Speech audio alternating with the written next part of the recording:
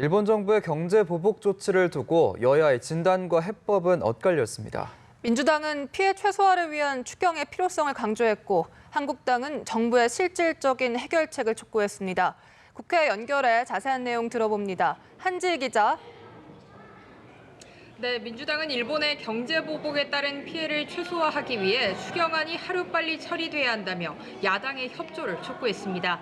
이인영 원내대표는 오전 회의에서 조건 없는 추경 처리가 국민의 명령이라며 반도체 소재의 긴급 예산이 이번 추경에 상당한 규모로 추가 투입될 수 있게 협조해달라고 말했습니다.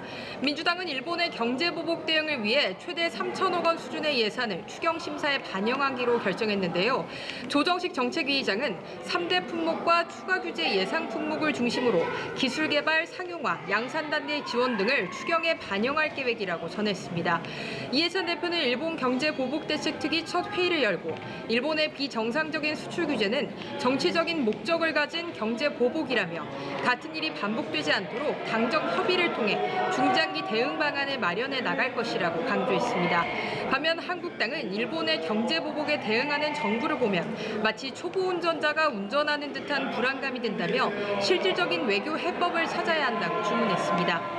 황교안 대표는 오전 회의에서 문재인 대통령이 기업인을 만나고 5당 대표를 모아봐야 무슨 수가 나오겠냐며 국내 정치용 이벤트에 기업인과 야당을 들러리 세울 때가 아니라고 비판했습니다.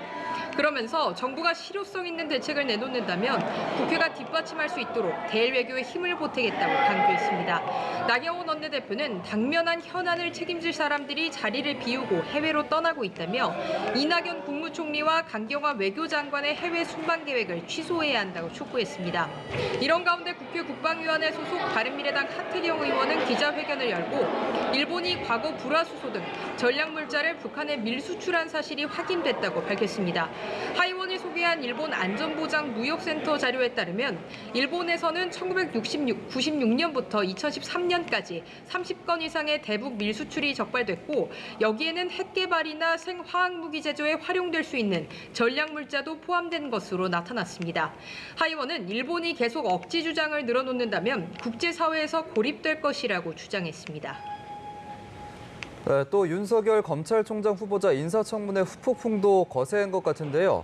윤 후보자 임명 문제를 두고 오늘도 여야가 공방을 이어갔다고요. 네, 그렇습니다. 말씀하신 것처럼 윤석열 검찰총장 후보자 청문보고서 처리를 두고 진통이 계속되고 있는데요. 민주당은 윤 후보자가 국민 눈높이에 맞는 적임자라며 청문보고서 채택을 촉구했습니다.